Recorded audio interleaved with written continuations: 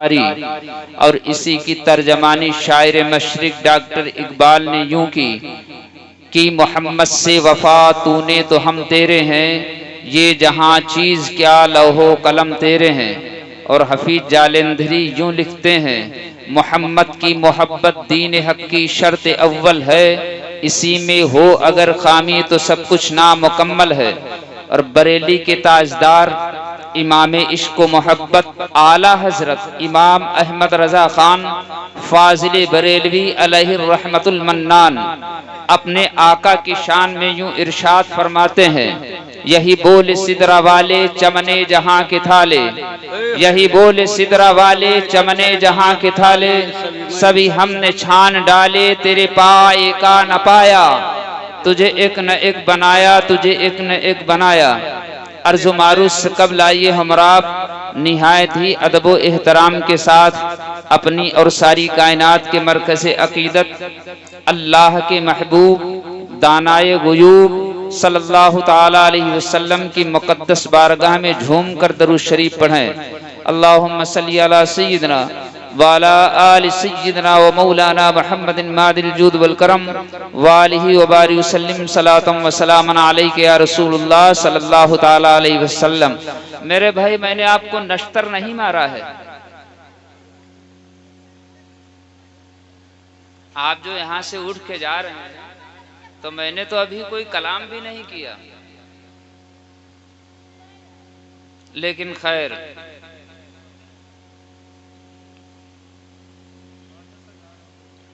Number 1 में जा रहे हैं, अभी वापस आ जाएंगे सब। मैं इनके लिए हर फ्रेज़े नहीं लेके आया हूं जी, बल्कि मैं भी शानदार आबदार जी, मोतियों का हार इनके गुलूए नाज़नीन में डालने के लिए लाया। जी जी, माशाअल्लाह। ला ला ला, सुभान अल्लाह। लीजिए, ये मोहब्बत है, अकीदत है। सुभान अल्लाह।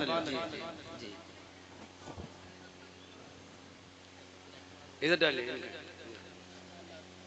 अरे तुम कहाँ भैया? जाज़ाकल्लाहु फिद दुनिया वल आखिरा।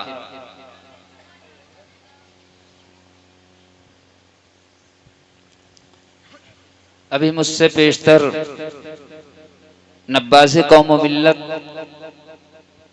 हजरत हाफिज़ो कारी जमाल अहमद साहब क़िबला,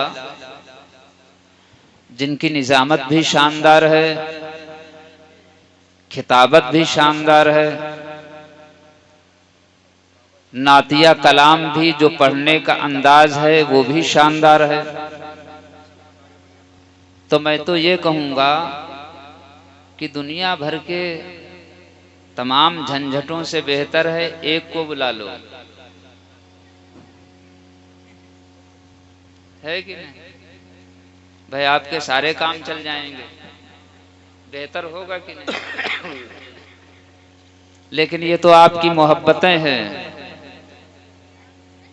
और इसका रिजल्ट भी आपको मिलेगा, वो चाहे दुनिया में मिले या आखिरत में मिले। बेशक बेशक। जो उलमा को आप हजरात दावत देते हैं, ये तशरीफ लाते हैं, तो इनके कदम रख देना ही आपके घर में आपके लिए बाइस बरकत है जी। बहरकैफ आपकी हाजिरी है कि नहीं? भाई मैं आपसे पूछता हूं, आपकी हाजिरी है कि नहीं? जी, आपकी हाजिरी है। आवाज तो बड़ी कमजोरों वाली है। हाफिज साहब जी, आवाज तो बड़ी कमजोरों वाली है भाई। अगर एक आप मेरी बात सुन लें, मैं बहुत आपका टाइम नहीं लूंगा। जो लोग उधर बैठे हुए हैं, बीच में थोड़ी जगह खाली है, अगर आप सिमट करके आ जाइए तो आपको भी लुत्फ आएगा, हमें भी आएगा। भाई सुनने और सुनाने का एक माहौल आप बनाइए। अभी तो बहुत अच्छा आपका माहौल था सुनने और सुनाने का, और माशाअल्लाह मोहब्बत के साथ आप सुन रहे थे। या अगर आप ये कहें कि आपको वहीं से सुनने में लित्फ है तो कोई जरूरी नहीं, आप अपनी जगह के ऊपर बैठिए। देखिए एक चीज मैं आपको बताऊं, आप गौर से सुनिए।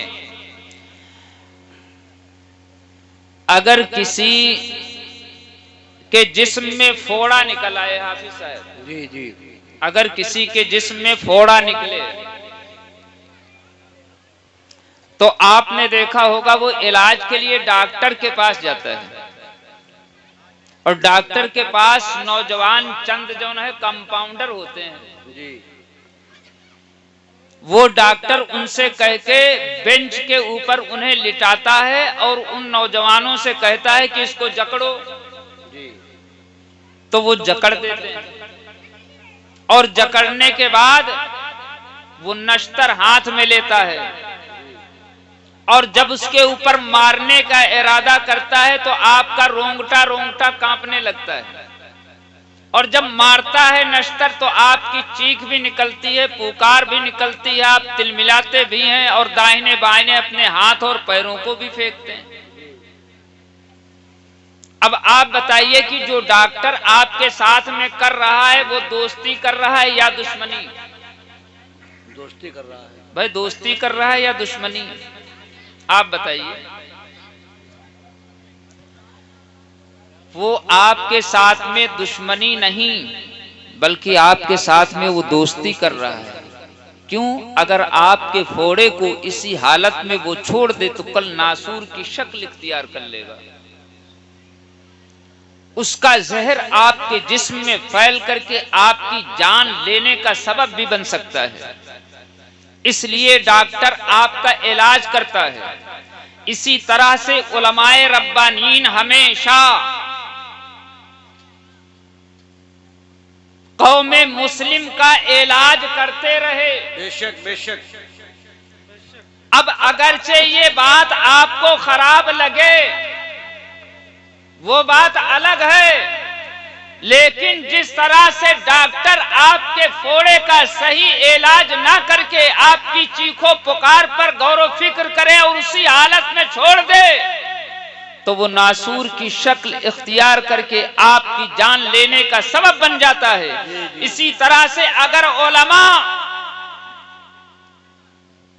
आपके जहन का, आपके दिमाग का, आपकी तबीयत का ख्याल करके और आपकी इस्लाह ना करें तो आपके ईमान जाने का सबब हो सकता है।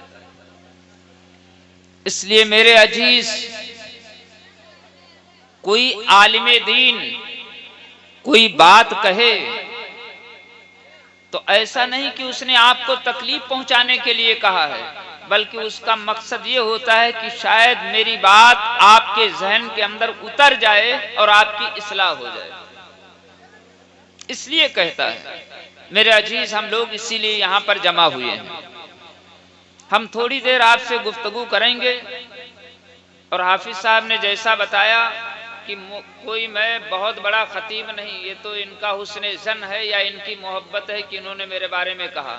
मैं गांव और देहात में रहने वाला, मस्जिद में इमामत करने वाला और छोटी मोटी में मिलाद शरीफ पढ़ने वाला। बहरकैफ मैं आपके दरमियान इसलिए आया हूँ ताकि शायद मेरी एक बात भी अगर किसी एक आदमी के जहन में पड़ गई और उसकी इस्लाह हो गई तो उसका भी बेड़ा पार हो जाएगा, हमारा भी बेड़ा पार हो जाएगा। झूम कर दरूद शरीफ सुनाएं। अल्लाहुम्मा सल्ली अला सय्यिदिना मौलाना मुहम्मद, अल्लाहुम्मा सल्ली अला सय्यिदिना व अला आलि सय्यिदिना मौलाना मुहम्मदिन बारिक वसल्लिम सलातम व सलामन अलैका या रसूलुल्लाह सल्लल्लाहु तआला अलैहि वसल्लम। नाज शरीफ का एक मतला और 2-3 शेर, मेरी आवाज तो नहीं है लेकिन पढ़ने की कोशिश करता हूँ। जी जी, इजाजत है सबकी। वो कमाल हुस्न हुजूर है, वो कमाल हुस्न हुजूर है कि गुमान नक़्स जहां नहीं। यही फूल खार से दूर है, यही फूल खार से दूर है, यही शम्मा है कि धुआं नहीं। मैं निसार तेरे कलाम पर मिलियूं तो किसी को जुबान नहीं। मन सार तेरे कलाम पर, मिलियूं तो किसी को जुबान नहीं। वो सुखन है जिसमें सुखन न हो, वो सुखन है जिसमें सुखन न हो। वो बयां है जिसका बयां नहीं, वो सुखन है जिसमें सुखन न हो। वो बयां है जिसका बयां नहीं। वही लामकां के मकी हुए, सरे अर्श तख्त नशी हुए। वही लामकां के मकी हुए, सरे अर्श तख्त नशी हुए। वो नबी है जिसके ये मकाम, वो नबी है जिसके ये मकाम। वो खुदा है जिसका मकान नहीं, वो नबी है जिसके ये मकाम। वो खुदा है जिसका मकान नहीं। दरूद शरीफ पढ़ें। सल्लल्लाहु अलैहि नबी वालिही सल्लल्लाहु अलैहि सलातम व सलाम अलैका या रसूलुल्लाह सल्लल्लाहु ताला अलैहि वसल्लम। एक बात आप ये बताइए कि 12 रबी अव्वल शरीफ को आप लोग अपने मकानों को सजाते हैं, झंडियां लगाते हैं, गलियों को आरास्ता करते हैं, जुलूस निकालते हैं या नहीं? आप लोग बताइए, निकालते हैं ना?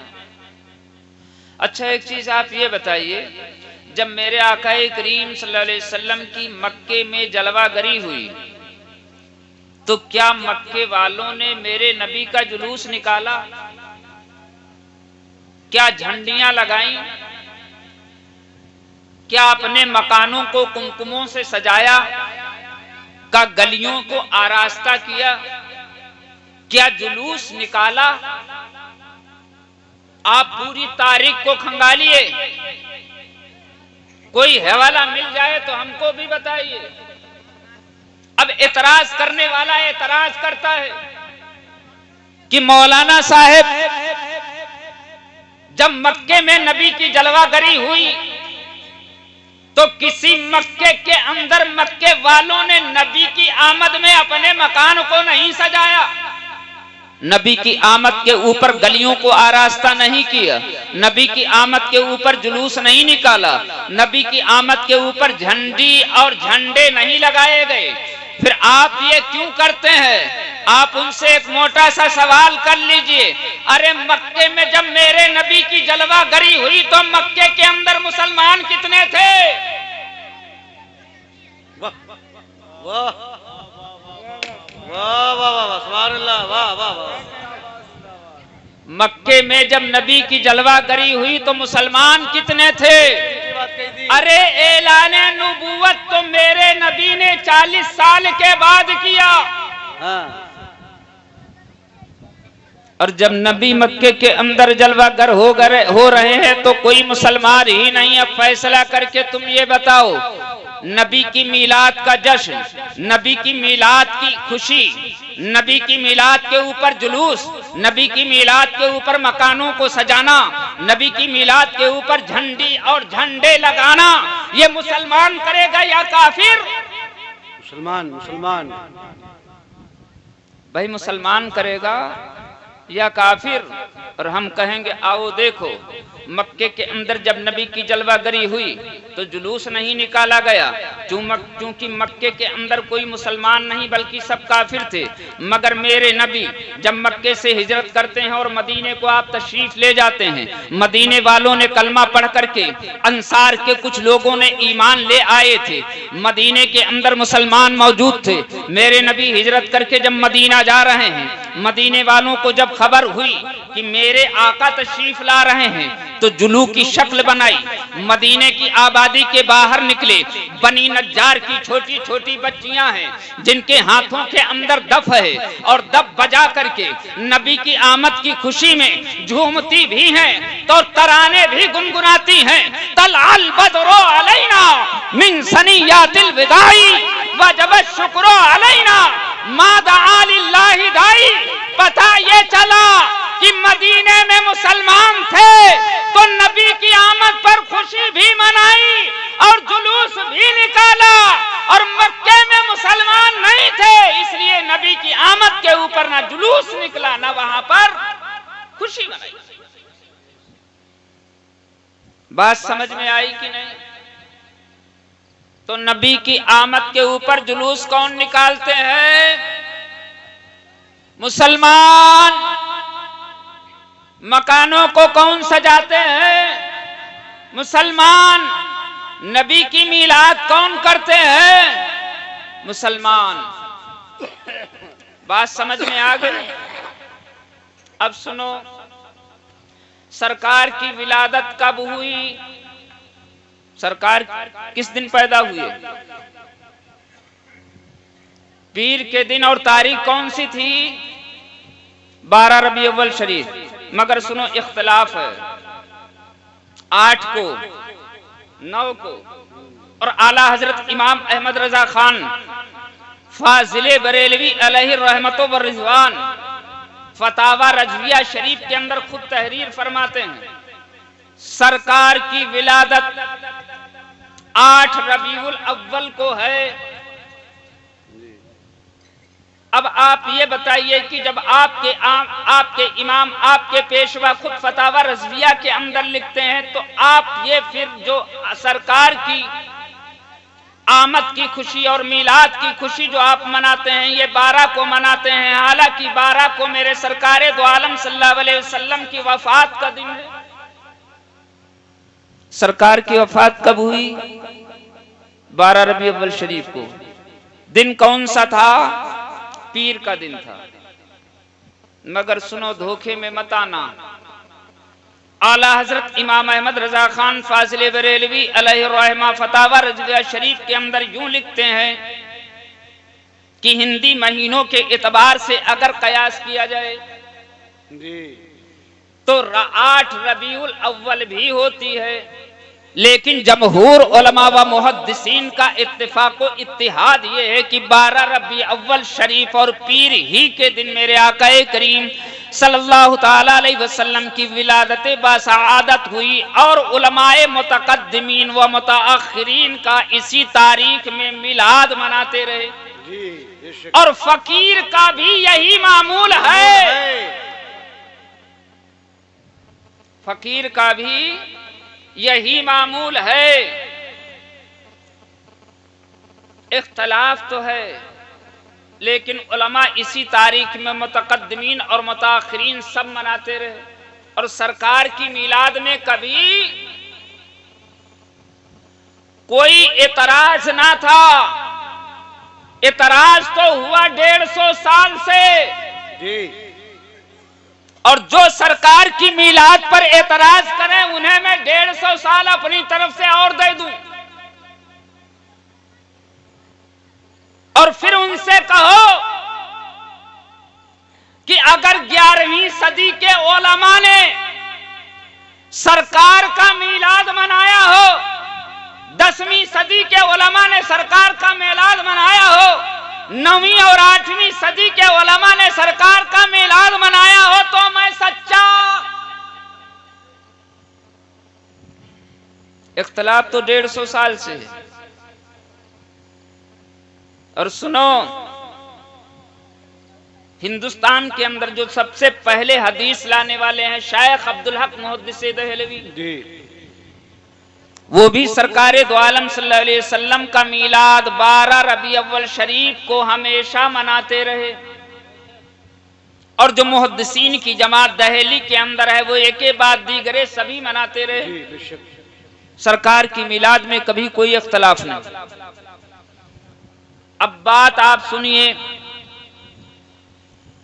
कोई आपसे कह सकता है कि जब सरकार की वफात 12 रबी अव्वल शरीफ को और हम मान लेते हैं कि उनकी विलादत भी 12 रबी अव्वल शरीफ को है, तो आप खुशी तो मनाते हैं मगर गम क्यों नहीं?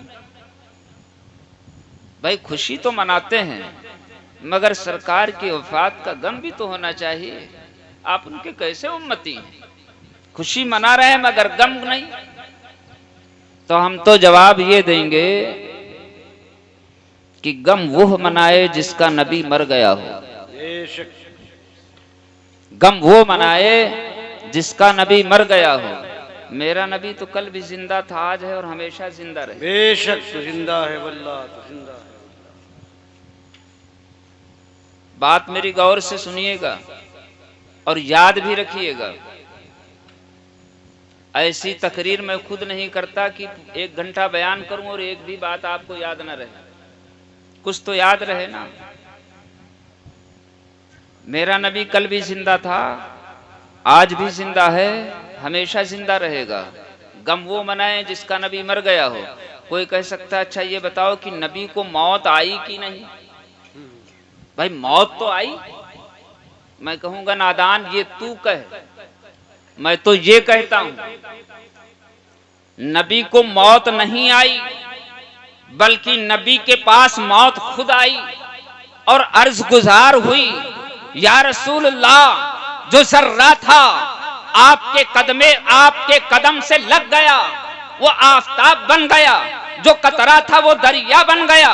या रसूलल्लाह अपने कदम चूमने का शरफ हमें भी हासिल कर लेने दो ताकि हमारी भी मेराज हो जाए। तो मौत तो नबी के पास आई थी मगर अपनी मेराज हासिल करने के लिए आई थी।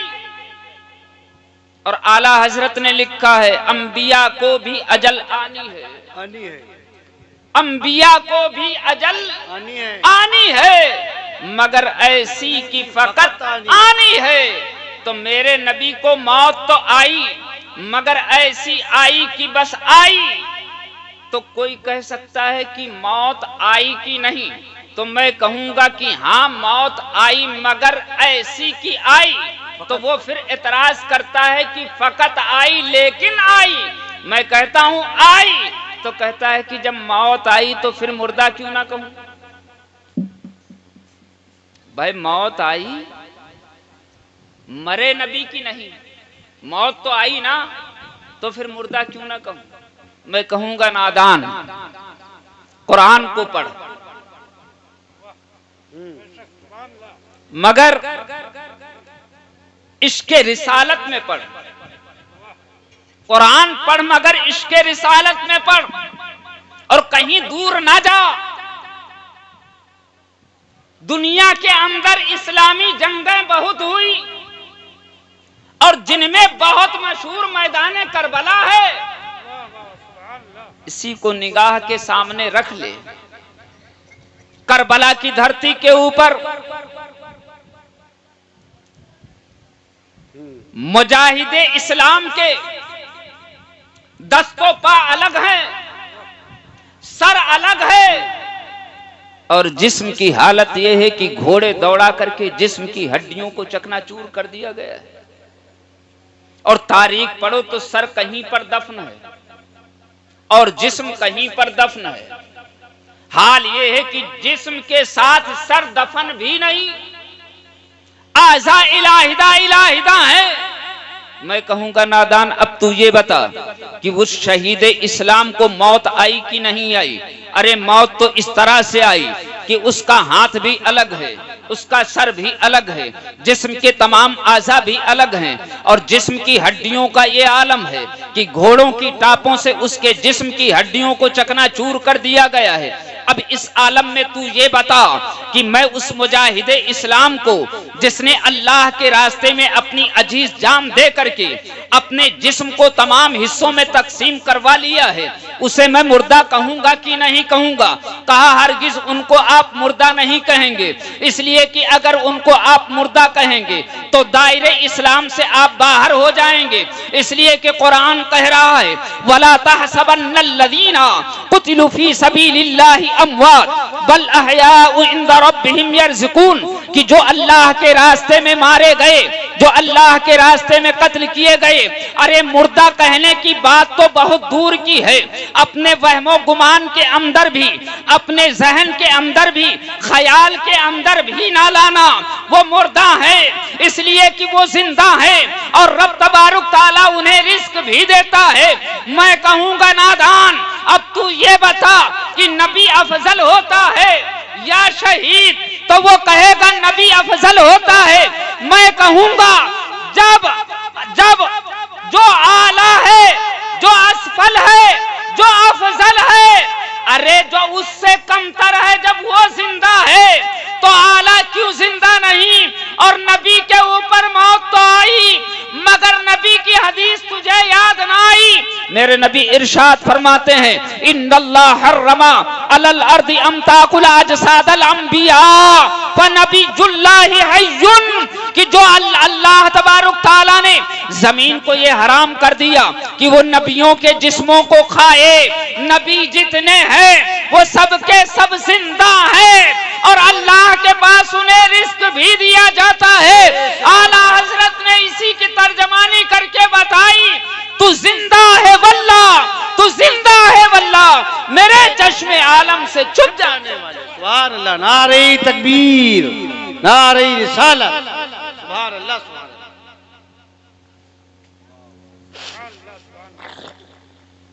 अजीज़ान मोहतरम, इसलिए हम अपने जिंदा नबी का मिलाद करते हैं, हम अपने जिंदा नबी का जुलूस निकालते हैं, हम अपने जिंदा नबी की शान में झंडी और झंडियां लगाते हैं। जी अब सुनो, नबी नूर हैं कि बशर? आप बोलो। नबी सल्लल्लाहु अलैहि वसल्लम बशर तो हैं, मगर खाकी बशर हैं या नूरी? नूरी बशर हैं या खाकी? आप बताइए। बाज लोग तो ये कहते ही नहीं, बल्कि उनका ये अकीदा है कि जिस तरह से हम नबी, जिस तरह से हम हैं, इसी तरह से हुजूर सरवरे कायनात सल्लल्लाहु अलैहि वसल्लम है। बस ये है कि वो हमसे अफजल है, बस ये है कि वो हमसे अफजल है। बात सिर्फ इतनी है कि वो हमसे अफजल है, वरना हमारी ही तरह है। दलीलें क्या हैं? बहुत सी हैं। जब मैं कहता हूं कि नबी नूर, हाफिजो कारी जमाल अहमद साहब ने कहा कि नबी नूर बशर तो हैं मगर नूरी बशर, बशर तो हैं मगर खैरुल बशर, तो अब एतराज करने वाला एतराज ये करता है कि जो नूर होता है, हाफिज साहब, जो नूर होता है उसके बीवी नहीं होती, जो नूर होता है उसके बच्चे नहीं होते, जो नूर होता है उसका कोई मस्कन नहीं होता, जो नूर होता है उसका कोई वतन नहीं होता, जो नूर होता है उसका कोई घर नहीं होता, जो नूर होता है उसका कोई कबीला नहीं होता, जो नूर होता है उसका कोई खानदान नहीं होता, जो नूर होता है उसका कोई मुल्क नहीं होता, जो नूर होता है उसकी कोई जुबान नहीं होती। देखो, सूरज नूर है मगर सूरज का कोई बाप नहीं, सूरज की कोई माँ नहीं, सूरज का कोई बेटा नहीं, सूरज का कोई मस्कन नहीं, सूरज का कोई ठिकाना नहीं, सूरज का कोई मुल्क नहीं। आप कहते हैं नबी का नूर है। अरे हमसे सुनो, नबी के वालिद का नाम अब्दुल्ला है, नबी की माँ का नाम आमना है, नबी के फर्जंदों का नाम हजरत इब्राहिम है, नबी की बेटी का नाम हजरत फातिमा है, नबी के दादा का नाम अब्दुल मुत्तलिब है, नबी का वतन जाए पैदाइश मक्का है, नबी हिजरत करके गए, आप आराम फरमा मदीने के अंदर हैं, आपका कबीला कुरैश का है। अरे तो हम सब कुछ तो जानते हैं, तो जो इंसानी तकाजे हैं वो सारे के सारे नबी के अंदर पाए जा रहे हैं, तो फिर हम उनको इंसान और बशर अपने तरह क्यों ना कहें? भाई नूर होता तो मां नहीं होती, इसलिए कि ये सामने आपके जो लाइट जल रही है ये नूर है ना। नूर उसे कहते हैं जो खुद रोशन हो, दूसरे को भी रोशन करे। इसका कोई बाप है, इसकी कोई माँ है, इसका कोई वतन है, इसका कोई बेटा है, तो बात तो आपकी समझ में आएगी कि हाँ यार ये बात सही है कि नहीं?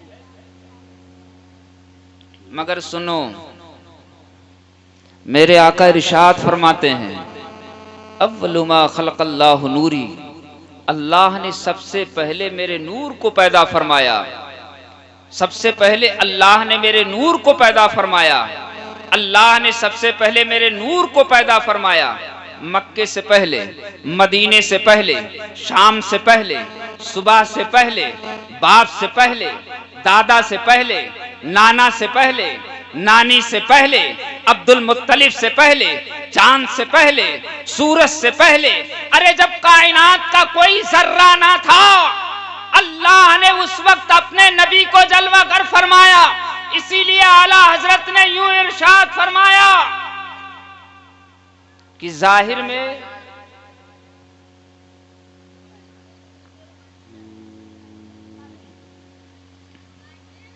मेरी नक्ल, हकीकत में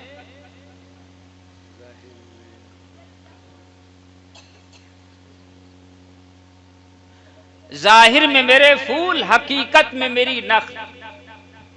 जाहिर में मेरे फूल, हकीकत में मेरी नक्ल। ये याद उनकी याद, ये सदा उनकी याद में अबुल बशर की है। ये सदा उनकी याद में अबुल बशर की है। अजीज़ान मोहतरम, अल्लाह तबारुक ताला ने मेरे आकाए करीम सल्लल्लाहु अलैहि वसल्लम के नूर को सबसे पहले पैदा किया।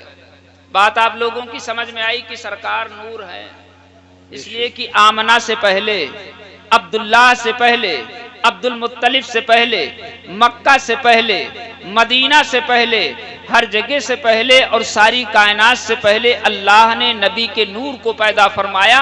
जब आमिना भी ना थी, जब अब्दुल्ला भी नहीं थे, जब अब्दुल मुत्तलिब भी नहीं थे, जब मक्का भी ना था, जब मदीना भी ना था, उस वक्त अल्लाह तबारुक ताला ने अपने महबूब मुकर्रम सल्लल्लाहु अलैहि वसल्लम के नूर को पैदा किया।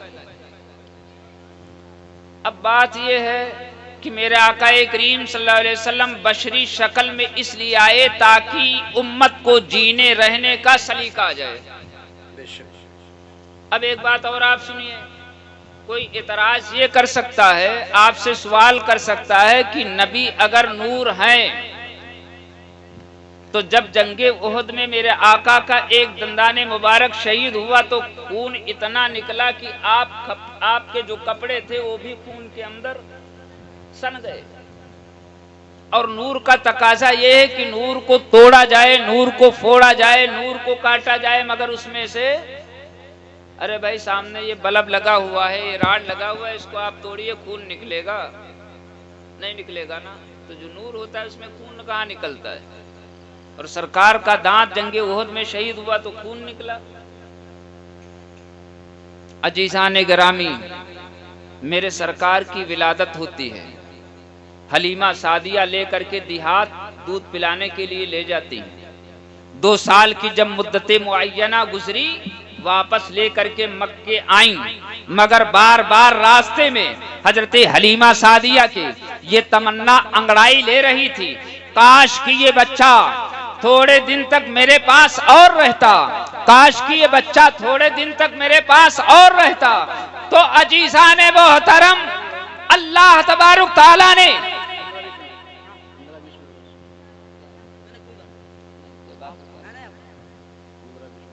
हजरते हलीमा सादिया की ये तमन्ना अल्लाह ने पूरी फरमाई। और जब ये गई तो इनको फिर दोबारा इजाजत मिल गई, क्योंकि मक्के के अंदर कुछ ऐसी वबा थी, इसलिए वापस लेकर के आ गई। और जब आप बकरियां चराने गए अपने रजाई भाई और बहन के साथ, तो इनके सीने को फरिश्तों ने चाक किया। वो हांफते हुए अपनी मां के पास आए, कहा जो मक्की भाई हैं उनके साथ में ऐसा ऐसा मामला पेश आया।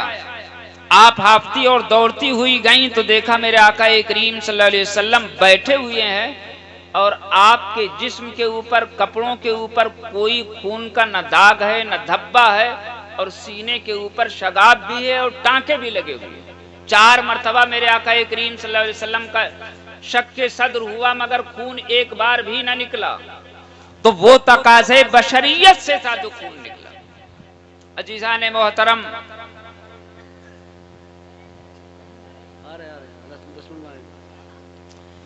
अजीज़ान मोहतरम,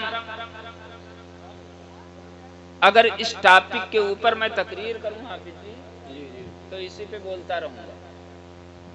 इख्तिसार के साथ मैं आपको बताना चाहता हूं,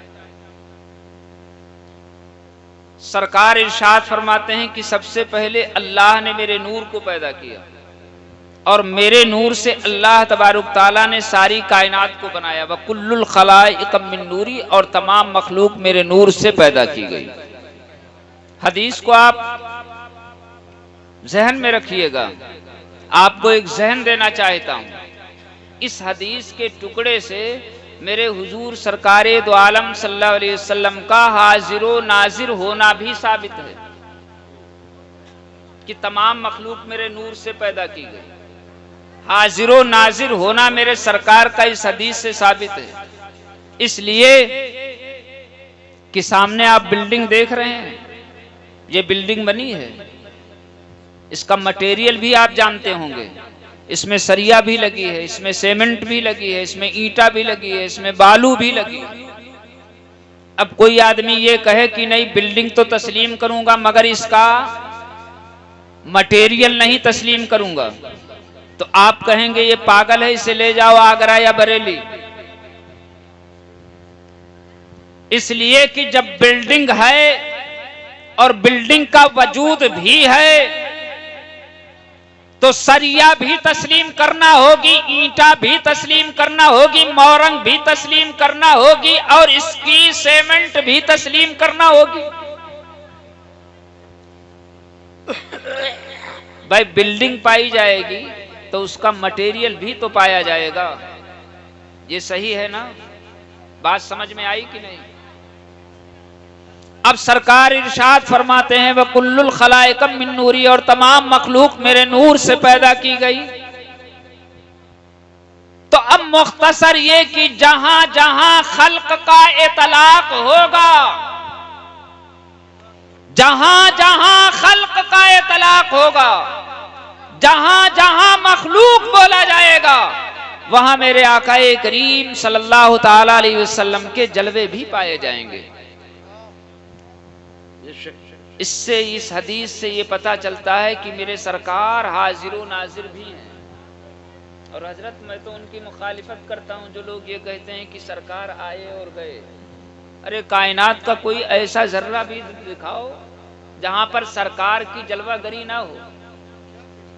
कायनात को कोई ऐसा जर्रा भी दिखाओ जहां पर सरकार की जलवागरी ना हो। मेरे सरकार के जलवे तो हर जगह पाए जाते हैं। और इसी को सरकारे आसिफिया ने अपनी जुबान में यूं कहा है, जो शय तेरी निगाह से गुजरे दुरूद पर, जो शय तेरी निगाह से गुजरे दुरूद पर, हर जुज़्व कुल है मजहरे अनवार मुस्तफ़ा, हर जुज़्व कुल है मजहरे अनवार मुस्तफ़ा। अजीज़ान मोहतरम, मेरे सरकार इरशाद फरमाते हैं अव्वलु मा खलक़ल्लाहु नूरी व कुल्लुल खलाइक मिन नूरी, तमाम मखलूक मेरे नूर से पैदा की गई। व अना मिन नूरिल्लाह, और मैं अल्लाह के नूर से हूँ। अजीज़ान मोहतरम, ये तो हदीस की तशरीह रही, मगर अल्लाह ने सबसे पहले नबी के नूर को क्यों पैदा किया? भाई आदम नहीं, जमीन नहीं, आसमान नहीं, चांद सूरज नहीं, कौसो कज़ा नहीं, लौहो कलम नहीं, अर्शो कुर्सी नहीं। अगर खुदा चाहता, उसकी मशीयत होती तो जमीन भी पहले बना सकता था, आसमान भी, चांद सूरज भी, कौसो कज़ा भी, लौहो कलम भी, जिन्ना तो इंसान भी, मगर किसी को ना बनाया, नबी के नूर को सबसे पहले बनाया। भाई मुझे तो ऐसा लग रहा है कि जो मेरी गुफ्तगू और बातचीत है वो आपके सर के ऊपर से होकर के निकल रही है ऐसा कि नहीं? हाँ, इसलिए कि जरूरत की बात आप खुद नहीं सुनना चाहते। हमारी कौम का हाल इतना खराब हो गया है, इतना खराब हो गया है कि कुछ पूछिए नहीं। आपको अगर अच्छी बात बताई जाए तो वो नहीं, आपको जिसमें खुद लुत्फ और मजा आएगा, काम और जरूरत की बात आप खुद नहीं सुनना चाहते। जरूरत की बात तो आपको खुद नहीं सुनना। अगर कोई आलिम साहब खड़े हो जाएं और आपको वजू का तरीका बताएं तो एक भी आदमी नहीं मिलेगा। नमाज पढ़ने का ढंग बताएं तो एक भी आदमी नहीं मिलेगा। तालीम के ऊपर तकरीर करें आपकी तो कोई भी आदमी नहीं मिलेगा। खाने पीने की सुन्नतों आदाब बताएं तो आपको कोई नहीं मिलेगा। अब तो साहब सिर्फ आप ये देखते हैं कि बेहतरीन लबो लहजा हो, बस इसी चीज को आप पसंद करते हैं। आपको नहीं मालूम, आप अपनी तारीख दिखाई पढ़िए, आपको मालूम हो जाएगा। जब हमारी ये कौम तरन्नुम और तबस्सुम पर फिदा हुई है तब इस कौम का खसारा और नुकसान हुआ। सिर्फ तरन्नुम और तबस्सुम के ऊपर आप जाते हैं, तफरीह के लिए आप जलसा करते हैं। हम ऐसे जलसों में शरीक नहीं होते, ना हम ऐसी तकरीर करते हैं। मैं आपको फायदे की बात बता रहा हूं ताकि आपके ज़हन में कोई बात अटक जाए, कोई बात आप मेरी रुक जाए और कल आपसे कोई सवाल करे तो आप उसका जवाब तो दे सकें। मालूम यह हुआ कि आपसे कोई पूछता है कि जनाबे वाला आप सामने खाना रख करके फातिहा पढ़ते हैं, इसकी दलील बताइए। चोंगा ऐसा मुंह बना के खड़े रहते हो, उलमा के करीब नहीं जाओगे, कौन तुमको बताएगा?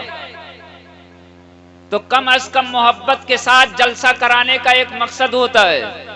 अगर किसी ने सिर्फ इस मकसद के तहत जलसा कराया कि भीड़ इकट्ठा होगी,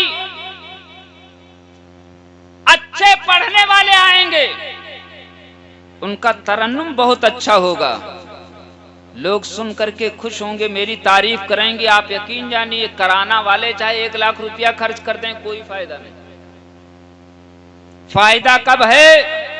मेरे सरकार इरशाद फरमाते हैं इन्नमल आमालु बिन्नियात, आमाल का दारो मदार नियतों के ऊपर है। आप यकीन मानिए, अगर मैं आपके गांव में आपकी आबादी में इस गरज से आया हूं कि लोग मेरी तकरीर को सुन करके सुबह मेरी तारीफ करें, तो मेरा आना भी बेकार और तकरीर बोलना भी बेकार, इसलिए कि हमें सवाब नहीं मिलेगा। हमारी नियत अगर ये है कि एक घंटा 8 घंटा मैं बयान करूंगा, शायद मेरी एक ही बात किसी के ऊपर असर कर जाए, तब मुझे सवाब मिलेगा।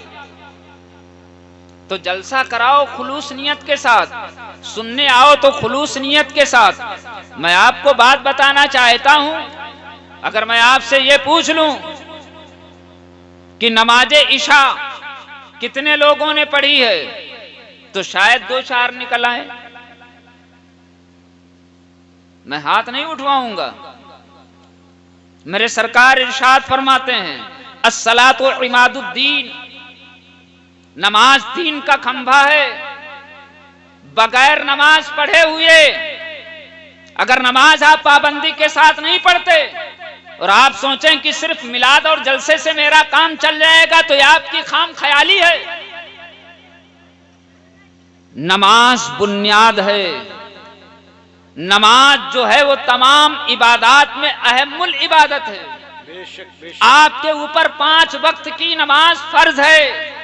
सफर में हो, हजर में हो, घर में हो, बीमारी में हो, किसी हाल में भी आपके ऊपर नमाज माफ नहीं है। तो अव्वल नंबर में आपको नमाज की पाबंदी करना चाहिए, आपको नमाज पढ़ना चाहिए।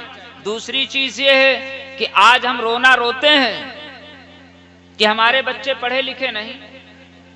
भाई आपके बच्चे कैसे पढ़ेंगे आप ये बताइए। पढ़ने का कोई ढंग और तरीका होता है। पढ़ने के स्कूल बनाए जाते हैं, पढ़ने के लिए मदरसा बनाया जाता है, उसमें पढ़ाने वालों को रखा जाता है।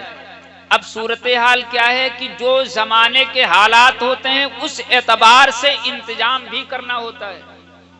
मेरी बात आप गौर से सुनिएगा, मैं आपको जरूरत की बात बताता हूं, आप ना मानेंगे कोई बात नहीं। जिस तरह से अभी तक हमने मसाजिद की तामीर चंदे से की है और मदरसों की तामीर भी हमने चंदे से की है, अब हमारी कौम को जरूरत यह है कि वो असरी तालीम के लिए भी चंदे से स्कूल और कॉलेज बनाए। लोग सोचते हैं कि अच्छी बिल्डिंग बना लूं, पैसा जमा कर लूं, जमीन और जायदाद का इंतजाम कर लूं।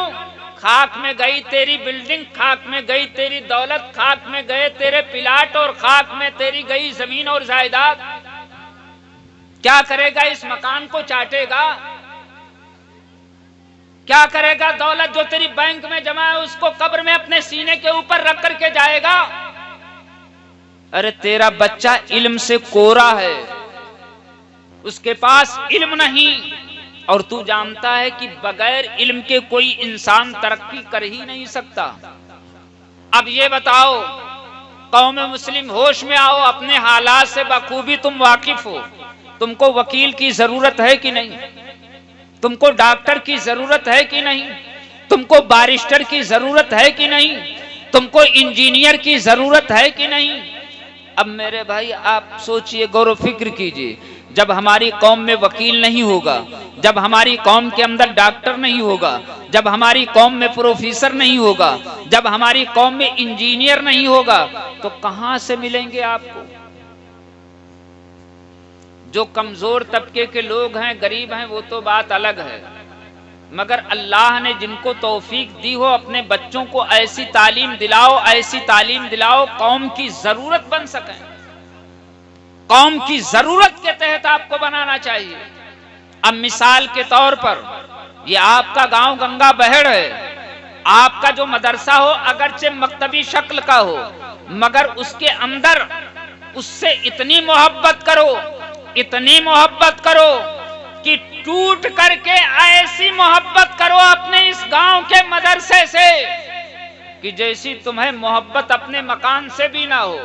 इसलिए कि मकान तो एक दिन आपका फना हो जाएगा, मगर जिस मदरसे से आपने टूट करके मोहब्बत की है वो रसूलुल्लाह का घर है, उसमें जो पढ़ने वाले हैं वो मेहमाने रसूल हैं। तो टूट करके मोहब्बत करो और टूट करके चंदा दो, और इस तरह से चंदा दो कि एक वक्त मेरे भाई नमक रोटी खा लो, जिस्म के ऊपर पेबंद लगा कपड़ा पहन लो, मगर जो अपनी दौलत है उस मदरसे में लगाओ। मदरसा कैसा बनाओ कि अगरचे मकतबी शक्ल का हो, लेकिन बच्चा कुरान और दीनियात की तालीम पढ़ करके जब उसमें से निकले तो अगरचे 5 ही तालीम तक, 5 ही दर्जे तक तालीम हो, मगर वो इंग्लिश भी जानता हो, हिंदी भी जानता हो, गणित भी जानता हो, ज्योग्राफिया भी जानता हो, साइंस भी जानता हो, बायोलॉजी भी जानता हो, विज्ञान भी जानता हो, ताकि मदरसे का पढ़ा हुआ बच्चा आगे अच्छे स्कूल में उसका एडमिशन और दाखिला हो सके। आज जो हम लोग मदरसे बनाते हैं, एक इमाम साहब को हमने रख लिया, इमाम साहब आ गए, अब इमाम साहब भी घंटा या 2 घंटा पढ़ा दें, और हाल क्या होता है आपके बच्चों का मैं आपको बता रहा हूं। जब इमाम साहब मदरसे में पढ़ाते हैं फज्र की नमाज पढ़ने के बाद, तो बच्चे आए और बैठे, और बैठने के बाद कहते हैं, बैठने के बाद ये कहते हैं कि मौलवी साहब हमें हिंदी स्कूल में जाना है। अब आप बताइए कि इमाम साहब 50 बच्चों को 1 घंटे के अंदर क्या पढ़ाएगा? फिर आप ही का सवाल ये होता है कि इमाम साहब ने कुछ पढ़ाया नहीं। अरे यार, दूसरों की मोहताजी क्यों करते हो? कब तक तुम करोगे? इसलिए बेहतर यह है कि अपने मदरसे को अच्छा बना करके, और ऐसा बनाओ कि इसके अंदर सारी तालीमें हो, और तुम्हारा बच्चा दीनी तालीम से भी और दुनियावी तालीम से भी आरास्ता और पैरास्ता हो सके। अगर मैं आपको हवाला दूं, आप मेरी बात नहीं मानेंगे। अगर मैं आपको हवाला दूं, अरे मदरसे के पढ़े हुए ऐसे बच्चे हैं जिन्होंने IAS और PCS तक किया है, और दौरे हाजिर के अंदर भी मौजूद हैं, मगर अपने अंदर लगन तो ऐसी पैदा करो, ऐसी मोहब्बत तो पैदा करो। क्या तुम्हारा बच्चा DM नहीं बन सकता? तुम्हारा बच्चा क्या DM नहीं बन सकता? तुम्हारा बच्चा क्या इंजीनियर नहीं बन सकता? तुम्हारा बच्चा क्या SP नहीं बन सकता? तुम्हारा बच्चा क्या SDM और DM नहीं बन सकता? बन सकता है, लेकिन कब? एक बात आप याद रखिएगा, आप लोग जो ये कहते हैं अपने जहन के अंदर कि मुसलमानों की कहीं पर कोई सुनवाई नहीं होती है। मुसलमान को तालीम पढ़ा लिखा करके दो, मगर इनको कहीं जगह नहीं मिलती। ये आपकी खाम ख्याली है। नजर अपनी खोल करके देखो, जमाने के अंदर कंपटीशन का दौर है यार, कंपटीशन का। भाई हाफिज साहब सुनार की दुकान किए हुए, सुनारी का काम करते हैं। क्या सुंदरवल में इन्हीं की एक दुकान है? भाई और भी तो दुकानें होंगी। अब आप ये बताएं कि जो दूसरे दुकानदार हैं उससे अच्छा माल लाने की ये कोशिश करते हैं कि नहीं? भाई अच्छा माल लाएंगे तभी तो लोग इनकी दुकान पर दूसरी दुकानों को छोड़ करके आएंगे। अब आप जहन लगाओ, कंपटीशन का जब दौर है तो ये प्राइमरी स्तर के जो गवर्नमेंट ने तुम्हारे गांवों के अंदर मदरसे बना रखे हैं, स्कूल बना रखे हैं, और उनको एक प्लेट पकड़ा करके उसमें नाम लिखाते हो, ये कब कंपटीशन में आएंगे? 5 पढ़ने के बाद नाम भी नहीं लिख पाते। जमाना कहां से कहां पहुंच गया और तुम्हारी अभी वही हाल है।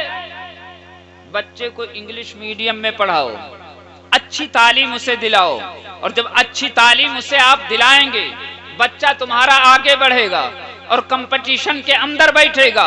आज नहीं तो कल सही, कल नहीं तो परसों सही, आखिर एक दिन तो उसका नाम आ ही जाएगा। तो यार कौम की जरूरत भी बनेगी, आपको सवाब भी मिलेगा। और मेरी बात आप यकीन कर लीजिए, नोट कर लीजिए, आने वाला वक्त ऐसा होगा आपका मुकदमा कोई नहीं लेगा। आप तलाश करेंगे कि काश कोई वकील मिल जाता। इसलिए कौम को जरूरत है मुस्लिम वकील की, कौम को जरूरत है मुस्लिम डॉक्टर्स की, कौम को जरूरत है मुस्लिम इंजीनियर्स की, कौम को जरूरत है मुस्लिम प्रोफेसर की। इसलिए मेरे भाई आपसे गुजारिश यही है कि अगरचे आपका गांव स्तर है, मगर आप अपने मदरसे को मजबूत करें, और मदरसे को ऐसा मजबूत करें, ऐसा मजबूत करें कि इसी के अंदर अच्छी तालीम हो, अगरचे नीचे स्तर की।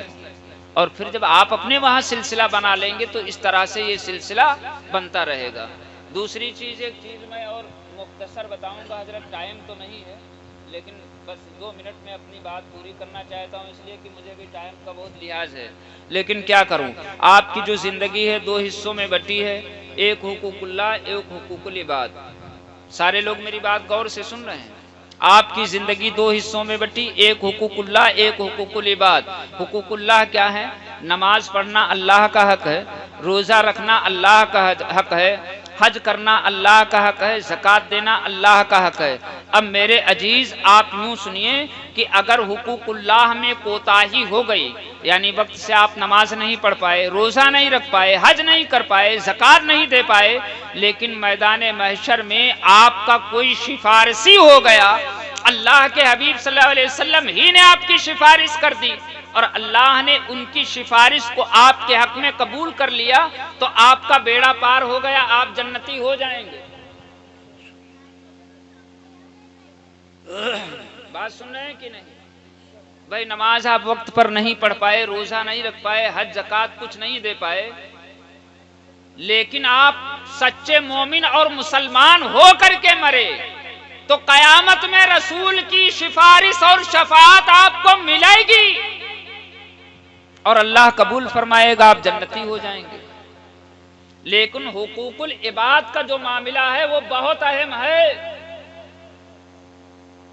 बहुत अहम है। आला हजरत इमाम अहमद रजा खान फाजिर बरेलवी ने फतावा रज़विया शरीफ के अंदर लिखा है कि दुनिया में अगर कोई किसी का 1 दिरहम मार ले, कितना?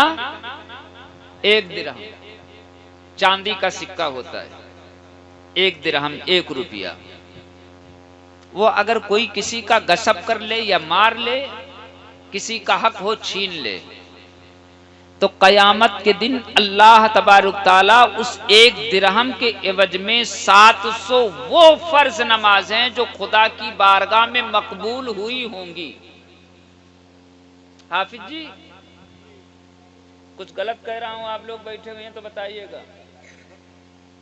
1 दिरहम के एवज में वो 700 फर्ज नमाजें जो अल्लाह की बारगाह में मकबूल हुई होंगी, वो 1 दिरहम के एवज में जिसका आपने मारा होगा उसको दे दी जाएंगी।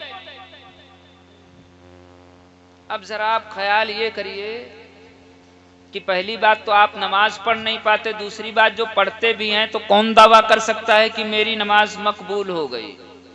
अरे हाफिज साहब रात के सन्नाटे में उठे जब सारी आबादी सो रही थी और लोटा इस तरह से उठाया कि उसके खनकने की आवाज भी ना आई, और पानी नल से निकाला और वजू किया और 2 रिकात नमाज पढ़ी। तब तक मौलाना मुश्ताक साहब पहुंच गए। कहने लगे कि अरे हाफिज साहब रात के सन्नाटे में, कहा यार आज तुमने मेरा राज खोल दिया। मैं तो छुप करके रोजाना इतने वक्त इबादत करता हूँ जब सब सारे बंदगाने खुदा सो रहे होते हैं। तो मौलाना मुश्ताक साहब ने कहा जिसकी इबादत ऐसी हो, जिसकी इबादत हाफिज साहब, जब आपकी इबादत ऐसी है कि लोटे के खनकने की आवाज भी ना आई, तो क्या हाफिज साहब ऐसी इबादत के बारे में आप दावा करते हैं ये तो आपकी नमाज जो है वो अल्लाह ने कबूल कर ली होगी? तो हाफिज साहब का जवाब ये होता है कि मौलाना साहब पढ़ना तो मेरा काम था, खुदा ने कबूल किया या नहीं। अब आप बताइए कि पहली चीज तो आप नमाजें पढ़ नहीं पाते और वक्तन फवक्तन जो पढ़ लेते हैं तो कौन दावा कर सकता है कि मेरी कबूल ही हो गई। मगर 1 दिरहम आपने किसी का गसब किया तो 700 फर्ज नमाजें जो मकबूल हैं वो जा रही हैं। पता ये चला कि दुनिया का मामला तो आसान है मगर आखिरत का मामला बहुत खराब है। आज लोग हक तलफी करते हैं, मकान के पड़ोस में हो तो जगह छीनते हैं और खेत और मेड़ में हो तो मारते हैं। बिल्कुल ऐसा है, मारते हैं ना। मगर सुनो, एक बालिश्त अगर किसी ने किसी की कोई जमीन मार ली तो 7 तबकात जो मोटाई के हैं और जितना वजन इसका होगा वो तुम्हारे सर के ऊपर लाग करके तुम्हें अजाब दिया जाएगा। अब 4 इंची जो बोरिंग होती है, 4 इंची, उसमें से जो बालू और मिट्टी निकलती है, एक के सर के ऊपर किसी इंसान के अगर लाद दो तो बताओ 1 घंटे के अंदर ही उसकी मौत हो जाएगी। कहेगा यार इससे हटा लो भले हमारी जान चली जाए, इतना सख्त उसका अजाब।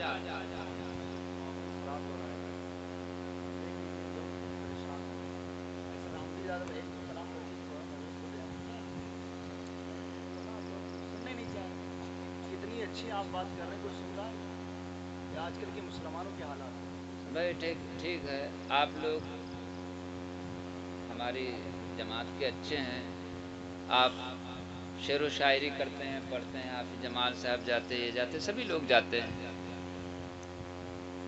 आप लोग यहाँ सुनने की गरज से आए। मैंने आपको बताया मेरा निजी कोई फायदा नहीं। ये मिलाद शरीफ कराने वाले सलीम भाई, ये सलीम भाई हैं मिलाद शरीफ कराने वाले। मेरा बाखुदा मानिए ये भी मकसद नहीं है इनसे कि इनसे मेरा कोई निजी फायदा है। मैं किसी के फायदे के लिए कभी कुछ नहीं जाता, ठीक है ना, मेरा कोई अपना मकसद होता है। लेकिन चूंकि अल्लाह तबारुक ताला ने अपने फजल करम से मुझे एक मनसब दिया है तो मेरी ये जिम्मेदारी बनती है कि मैं उसको आप तक पहुंचाऊं। जो एक पैगाम है मेरे नबी का और शरीयत मुस्तफ़ा का वो आप तक पहुंचाऊं। आप नहीं सुनना चाहते, कोई जास्ती नहीं, मैं तो यार सबक दोष हो जाऊंगा। मुझे ऐसा सुनने में आया है कि आपके गांव के अंदर इस गंगा भेड़ में ये ज्यादा है। मैं इसके ऊपर जो तबसरा कर रहा हूँ इसलिए नहीं कर रहा कि मेरा कोई मकसद है, बल्कि यहाँ पर ये ज्यादा है। लोग दूसरों की जमीनों के ऊपर कब्जा कर लेते हैं, जो दिलेर होते हैं, कमजोरों की, उनका हक भी मार लेते हैं। तो यहाँ नहीं, ये बेशतर ज्यादा चल रहा है। तो मैं इसलिए ये बात बयान कर रहा था। लेकिन ठीक है, आप नहीं सुनना चाहते, कोई बात नहीं। अभी मैं आपसे कहूँगा कि आप नमाज 5 वक्त की पढ़ें। 1 वक्त की अगर आप कज़ा करेंगे 2,88,00,000 बरस जहन्नम में आपको जलना पड़ेगा। आप मेरी बात ये नहीं सुनेंगे तो मेरे पास से कुछ नहीं जाएगा। और हाफिज साहब ने तो बहुत पहले ही कहा था, और इनकी बात क्या, शायर मशरिक डॉक्टर इकबाल ने तो बहुत पहले कहा था, न संभलोगे तो मिट जाओगे हिंदी मुसलमानों, न संभलोगे तो मिट जाओगे हिंदी मुसलमानों, तुम्हारी दास्तानें तक न होंगी दास्तानों में। अजीजान मोहतरम, नात कहना भी सवाब, सुनना भी सवाब और उसका पढ़ना भी सवाब। कैसे? ये हजरत हसन इब्ने साबित की सुन्नत है, सुनना मेरे नबी करीम सल्लल्लाहु अलैहि वसल्लम की सुन्नत है। नात तो मेरे आला हजरत फाजिले बरेलवी ने भी कही, और ऐसी नात कही, ऐसी नात कही कि 400 साल आगे चले जाओ और अब तक पीछे चले आओ, ऐसी नात कहने वाला कोई पैदा ही नहीं हुआ। बेशक बेशक। जैसी आला हजरत ने नात कही, तो नात कहना मेरे आला हजरत की भी सुन्नत है, और मेरे आला हजरत की नात सुनना भी उनकी सुन्नत है। सब उलमा सुनते रहे, आप भी सुनते हैं, मगर मेरे अजीज सुनो, नात पढ़ने का जो ढंग और सलीका है वो ये है कि अदब के साथ आदमी खड़ा हो, उसके हाथ यूं बंधे हुए हों, उसका तसव्वुर ये हो कि मैं अपने आका को सुना रहा हूं और मेरे आका सुन रहे हैं। आप कैसी नात सुनते हैं? अदाबाजों की, हाथ इधर घुमाना, इधर हाथ का घुमाना, माइक लेकर के इधर घूम जाना और उधर घूम जाना। सुभान अल्लाह भी आप कहते हैं, पैसा, मैंने कहा पैसा देना है, नाज शरीफ के ऊपर पैसा देना, ये मेरे आका की सुन्नत है, इसलिए कि मेरे नबी ने हजरत हसन इब्ने साबित को इनाम के अंदर अपनी चादर आपने दी। मगर जो नात पढ़ने का ढंग है उस तरीके से पढ़ा जाए, आप लोग सुनिए, इसमें यकीनन सवाब है। और मेरे भाई, किसी हाल में आपका छुटकारा है ही नहीं। नमाज पढ़िए, रोज़ा रखिए, हज कीजिए, ज़कात दीजिए, अमाल सालिहा कीजिए। जो मैंने बयान किया है, अल्लाह तबारुक ताला की बारगाह में दुआ है कि परवरदिगार आलम मेरे बयान करने में अगर कुछ लग़ज़िशें, गलतियां, खताएं हो गई हों तो अल्लाह तबारुक ताला अपने हबीब के तवस्सुल से उसे माफ़ फरमाए। आप लोग पढ़िए, मेरे साथ में मैं भी पढ़ता हूँ। ला इलाहा इल्लल्लाह मुहम्मदुर रसूलुल्लाह, अस्तगफिरुल्लाह रब्बी मिन कुल्लि ज़म्बिन व अतूबु इलैहि व मा अलैना।